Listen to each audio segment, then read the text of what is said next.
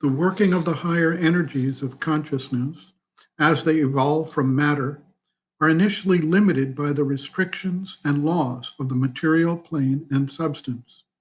However, as each new higher level of consciousness comes into play, it begins to modify the material substance, make it more flexible, subtle, and capable of sustaining a more intense and more aware energy. At a certain point, the very limitations of matter begin to subside.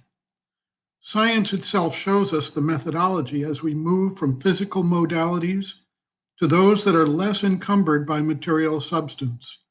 The transmission of sound, voice, image across vast distances without wires is a sign of the emerging freedom from material restrictions that comes with this new action of the higher forms of consciousness. Whether it is the wireless telegraph, which gave way successively to radio, television, wireless internet, cellular phones, and, if Nikola Tesla is to be believed, wireless transmission of power, which can be converted into intense electrical power, we see a successive freeing from the limits of space and material substance and a harnessing of the more subtle forms of matter as they become basically indistinguishable from energy.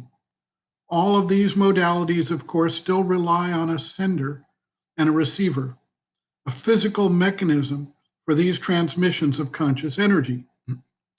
Sri Aurobindo pointed out in The Life Divine that, quote, eventually even these must disappear, for when the laws and forces of the supraphysical are studied with the right starting point, the means will infallibly be found for mind directly to seize on the physical energy and speed it accurately upon its errand. There, once we bring ourselves to recognize it, lie the gates that open upon the enormous vistas of the future, end quote.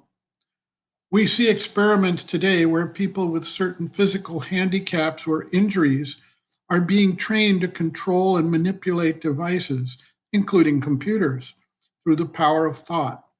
Sri Aurobindo's prescient vision of this future, almost 100 years ago, continues to provide for us tremendous opportunities for new discoveries, new directions, and new frontiers. Reference: Sri Aurobindo, The Life Divine, Chapter 2, The Two Negations, The Materialist Denial, pages 15 to 16.